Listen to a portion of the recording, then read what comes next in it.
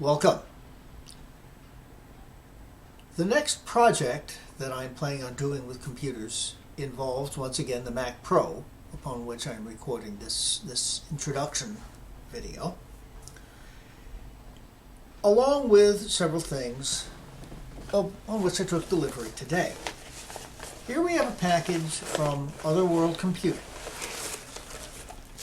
I won't unwrap all of it right now, but in these three packages are the hardware required to install two 2.5-inch SSDs, or hard drives for that matter, into the second optical drive bay of the 2010 through 2012 Mac Pro.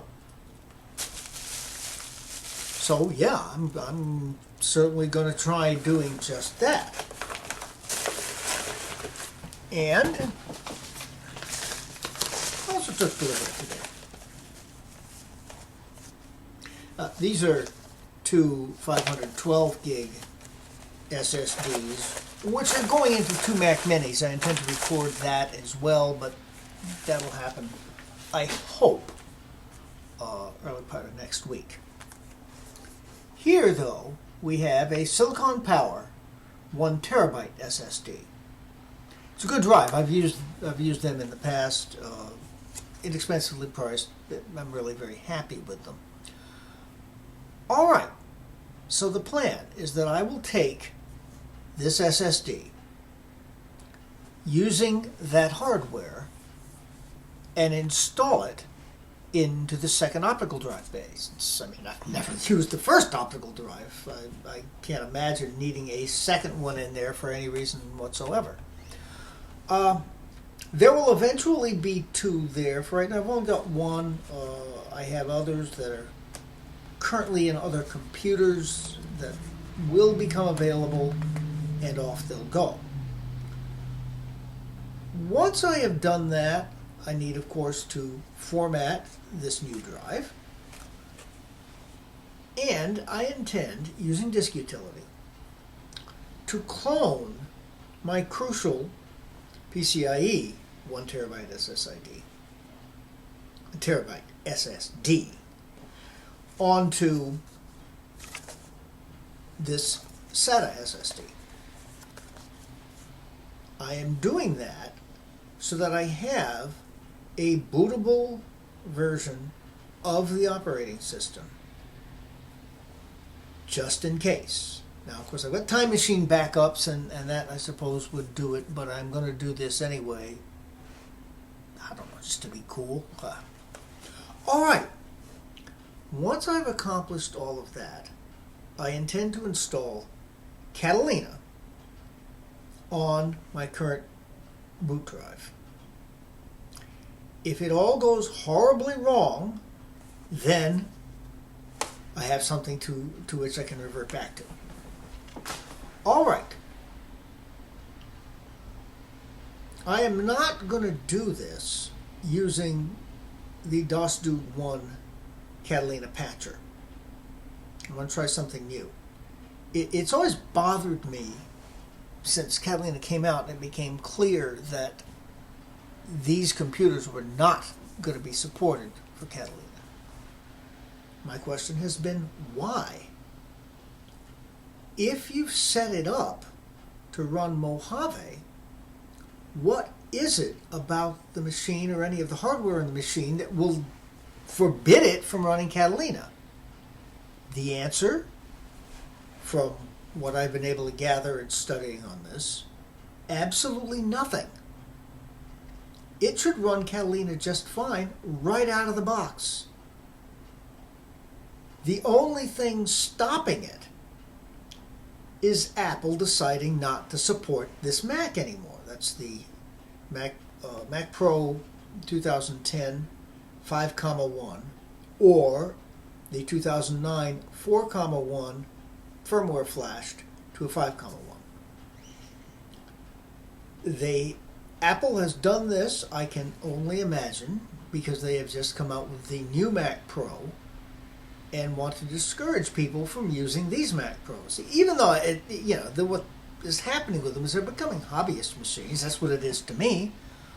I like tinkering with it. I like getting things to happen with it. So,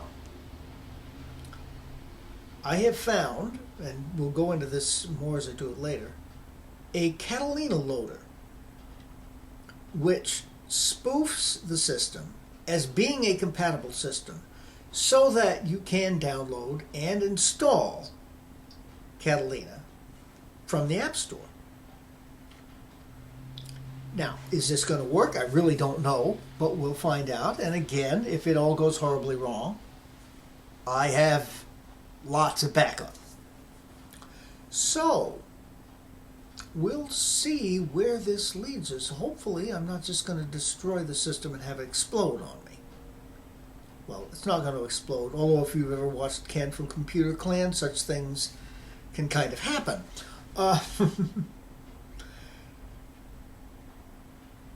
I would, what I really want to make sure I don't do, of course, is brick the system, but hey, how do you learn things if you don't try? So I am expecting that I will be able to accomplish this over the course of this weekend. Today is Friday afternoon. I've received my deliveries, and we'll be heading off to give that a shot. I will, of course, attempt to record it for posterity so that you can see either what a complete and total idiot I am or how clever I am, however it turns out. So, enjoy. All right, here's the multi-mount assembled and into the optical drive cage. That's it from the other end. So it's taking up the space of one of the optical drives would take if you had two optical drives in the system. Now, of course, in order to connect it, there are only two SATA cables here. So I'm going to leave the optical drive in place, but I won't connect it. If I ever wanted to use it, well, then it would have to come out and disconnect one of these two drives, then connect the other one in there. That's not going to be a big hassle, I don't think. Okay, so I'm not going to try to record doing this. It's going to be very simple. It just slides in, plugs in, you're good to go. Okay, back in a bit. As you can see by a quick glance at the screen, I have booted the computer into High Sierra. There are actually two installations of High Sierra on this machine. I have done that specifically so that I could go into Disk Utility on this machine. And the plan is to take the SP SSD and restore it. We're going to restore it from the Crucial SSD, which should result in an exact copy.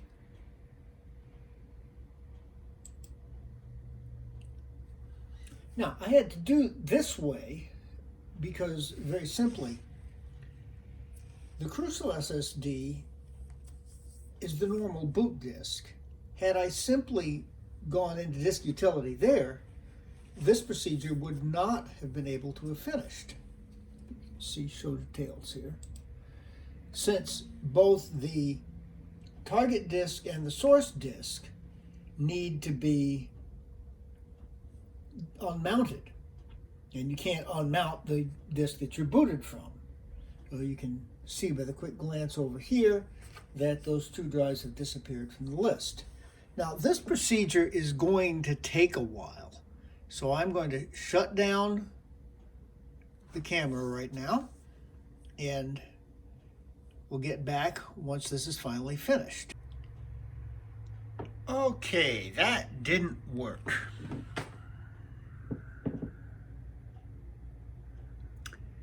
And I gather from the internet studying I've done that this is a very common problem. This is a good time to point out that these videos are not tutorials. I am far from a computer professional. I'm actually a musician. I know a fair amount about computers, but not that much. Now I've got to figure out how I proceed next. I see two options. Both are going to involve reformatting this SP drive. Download Carbon Copy Cloner and use that to clone the disk. I've done that before. It's been a long time since I have, but my memory is it goes really, really super slow. But that's okay. The other would be simply to, again, reformat the disk, install Mojave, and then transfer the data over. Again, that's going to take a long time, but this took a long time. So once I've figured it out, I will be back with you. Okay, a little bit more information as to what happened here. And yeah, this isn't a tutorial, but you can learn from my experiences. I tried this twice, by the way, through Disk Utility. The SPSSD Silicon Power is the one I was trying to use as the target disk. It does mount up, at any rate. It is still there. The Crucial SSD is the original, the PCIe drive that I use as a boot drive. Okay. So if we come over here into Disk Utility, we can see that there are 79.18 gigabytes used on the Crucial SSD, the boot drive. All right, if we go to the Silicon Power, which if you open it seems to have the same data, there's only 28 gig free. Now, I tried doing this twice through Disk Utility, which probably made it worse. So I think clearly this is going to need to be reformatted. And looking at the startup disk list menu, I've got three options. The original drive is still there. I'm awfully glad of that. The Macintosh hard drive has got a High Sierra on it and currently booted into the Vertex 128 gig SSD. So I think the way I'm going to address this now is to reformat this new drive and try again, this time downloading Carbon Copy Cloner. I used to use Carbon Copy Cloner quite a bit. In fact, it was in pre-Time Machine days, I used it as a backup tool. So even if it takes a good long time, it should work, which is, after all, what we're going for. So there we are right now. So, successful download, very small program, Carbon Copy Cloner. See, we have the source disk as the Crucial SSD. The destination disk is the SPSSD. And we hit clone, and it ought to work. Now, how long it's going to take, I can remember this. When I used it as a backup tool, I would just start it in the evening and bang. In the morning, it would be done, but it would take a long time to run. So, let's... we'll just give it a try.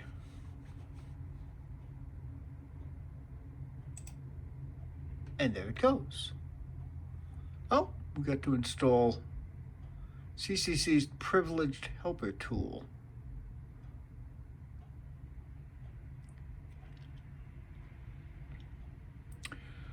Okay, so I'm going to go ahead and install this. This is not actually the operating system that I use anyway. I don't know whether I'm even going to keep it installed. Probably not, but don't think it's going to hurt anything. So anyhow, I'm going to do that, and I'll be back and let you know the results. Okay, you can see we're back here in Mojave. When I tried to run Carbon Copy Cloner, it complained at me that I was in an older operating system than the source disk, and said that I should in fact boot back into the source disk in order to run this, which is fine. I'm good with that. I mean, it's not disk utility. They don't have to do anything like that. And I suppose that makes sense because in most situations, people haven't got, half a dozen different disks with 3 different operating systems to boot into. Okay. We're about to run this again. Clone.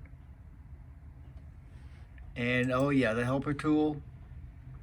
Okay.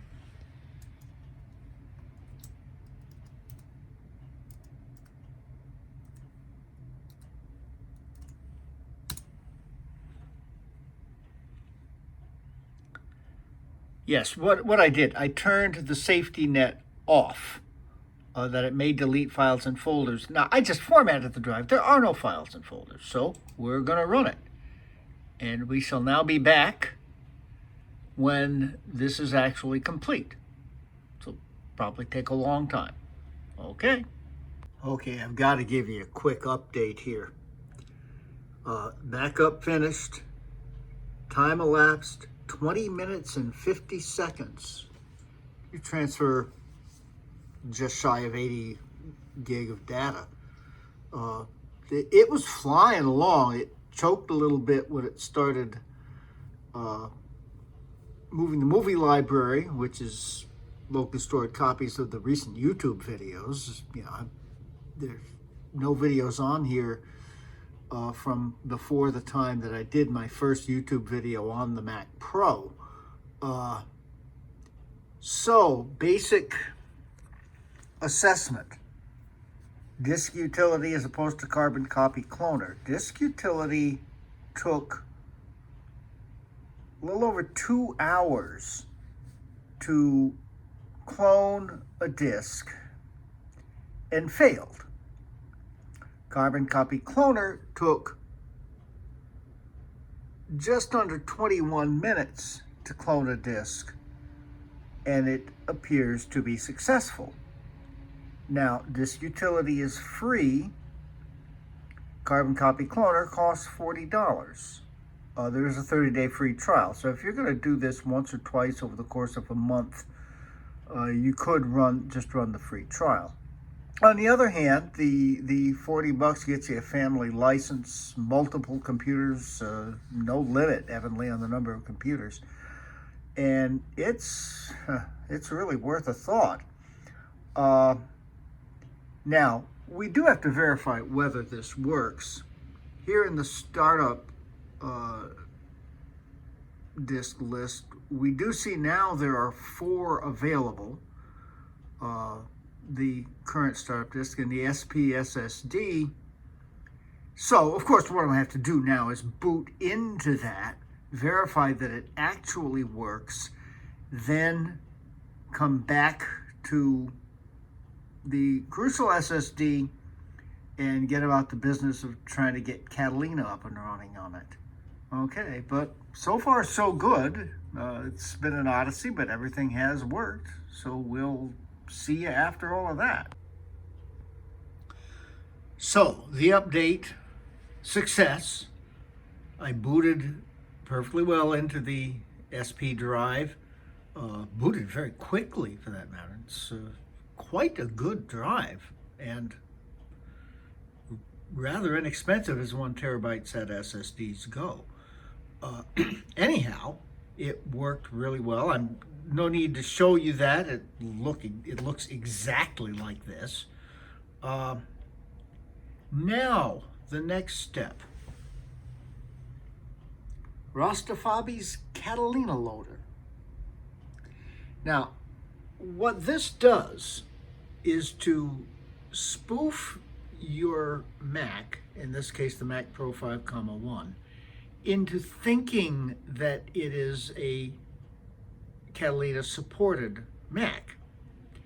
That way you can go to the App Store, download Catalina, and install it just as you ordinarily would. Now, I did have to make a USB drive, which is plugged in. And unfortunately, I had to go to a USB 2 port because once the system shuts down, the US 3 and 3.1 ports stop working in the PCIe slots. But anyhow, that shouldn't be too big an issue. So I need to boot into that. And we should check the list of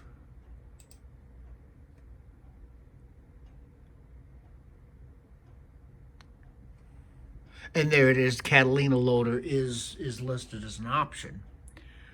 That boots up. Something happens. That's explained in this README file that comes with the Catalina loader. I'll try to remember to put a link to the MacRumors forum post where I first found out about this in the description. All right, so you boot into it. It does some stuff. When it's booted into that, you then boot back into your system. You have to run a terminal command, and you should be good to go. Now, I'll say a word why I'm not using DOS-Dude 1's patcher. I have used DOS-Dude 1's patcher. I recommend it highly. My only qualm with it is updates. So often, updates break the installation. With Mojave, I found all I had to do was go through run the patch updater, and it was fine. With Catalina so far, I haven't even been able to get updates. They just don't show up. And I found that I've had to reinstall, re-download the patch tool, recreate the USB drive, reinstall the OS, including the recent update, which is now up to 0.2. Which is awkward now. Well, hopefully that's going to settle down as it goes in. It's still worth doing. DOS-Dude 1 has been a godsend in allowing those of us who do have unsupported Macs that we'd like to keep running here in the modern world, keeping them viable. And so this is not intended as a recommendation. My reason for going with this, one, is simply to try something different and see if it works. And I will point out I have backed up inside of my backups. I've got my NAS server regular backups that are done. I did a backup onto the Samsung 1 terabyte Samsung T5. So I've got a complete Time Machine backup on that external drive. And of course, I just cloned the disk. So something could certainly go wrong, but I'm about as well set up to recover from anything that might go wrong as could possibly be. I even, check this out, I printed out the README file. I never print out anything. But of course, once you've booted into the Catalina loader USB, you're not going to be able to see the README file on the computer anymore. So we're going to give it a shot. I'm not going to try to record all of that. I'll report back on it. I didn't really finish saying why I'm doing this. The point about it being something new and different is cool and interesting. But the Mac, 1, I believe I said this in the intro to all of this, the 5, 1, there is no real reason why it shouldn't be able to run Catalina. I am hopeful that this is going to provide a better way to run Catalina. Maybe not. we'll find out. I mean, I may end up going back to DOS Dude 1. I certainly will continue to use the DOS Dude 1 patchers uh, in the future on my other unsupported Macs. Well, okay, we're going to shut this down and take the plunge. I'll report back. I'll be darned. It's working. Now, if I had done this before going through this, Catalina wouldn't even download. I did that as a test. It would sniff out that this is a 5.1 and would not download it. It was interesting when I selected the flash drive and booted from it. It never really booted into anything. It just came right back up here. But following the directions, I put a command in terminal and, well, hey, it's downloading. That is certainly something. Now, it says 19 minutes remaining. I am sure everybody looking at a video like this would have seen a Mac OS install before. So, basically, I would imagine you will hear from me again at the point where I have Catalina up and running on this machine. We shall see. Well, as you can see, I'm still on Mojave, and I'm prepared to say at this point that either the Rastafabi Catalina loader does not work, or I am simply unable to make it work. It is true that the documentation on the loader said it had only been tested in betas. I'm sure somebody can get it to work, but that somebody isn't me. However, nothing's been broken so far. I am left with now 2 working Mojave systems that are basically clones of one another.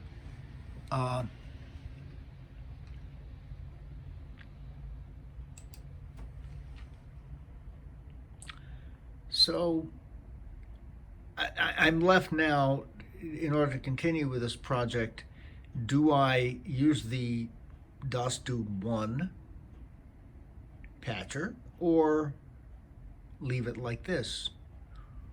Do I take the clone system on the SP SSD and use the patcher on that? It's a possibility. I don't know. I haven't made up my mind. The DOS Dude 1 patcher will be fine, I'm sure, and you know, it always caters itself to the particular system on which it's being installed, so it's not going to put on unnecessary patches. Might be well to try it on the other drive just to see how it runs and then make a decision later.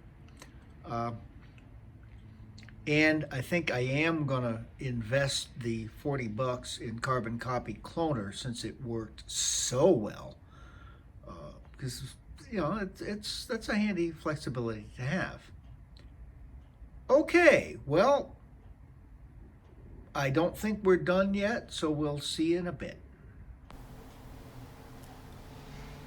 Well, clearly, here we are in Catalina, courtesy of DOS Dude 1. And I have to say, so far, I'm very happy with it. Everything seems to be working the way I'd expected. If anything, the system is very snappy. It certainly boots up faster to the Silicon Power SSD than it did to the Crucial SSD, which surprises me because the Crucial is an NVMe card on a PCIe slot, and the Silicon Power is SATA 2. But it definitely does zip along booting up. I can't say for sure about how I'm going to stay with this, but so far so good. I'll know a lot after editing this video, which is going to take a while. It's made up of a whole bunch of little snippets, but we'll do that on this system and see how it goes. And we'll generally live with it for the next month or so. I will want to see what happens when the next point update comes out. The installer, of course, put on the current version, 10.15.2. Maybe that'll be there, maybe it won't. I really don't know. But so far everything is performing very, very well. I'll maybe do a couple of short update videos in a couple of weeks, a month, and then certainly when the next point update comes out. But so far so good. It seems really nice. Everything appears to be working the way I would have wanted it to work. I'll also have a couple of Mac Mini upgrade videos coming out soon, so we will see you on the next one. Take care. Well, a quick addendum. I just put the video together and exported it out of iMovie. Now, I'm not a professional at this by a long shot, so I'm just using iMovie and then exporting it out. But files of about this length were taking longer than the video actually was to export. This one exported in 7 minutes for a 31-minute video. Pretty astonishing. So I tried exporting some of the videos that I'd had already done that I know took a long time. Same exact thing. Can it really be that this SATA 2 drive, which is in an optical drive bay, is really that much faster than the PCIe? Pretty amazing, but I mean, this is definitely what I see happening. So I'll keep you posted on that one as well.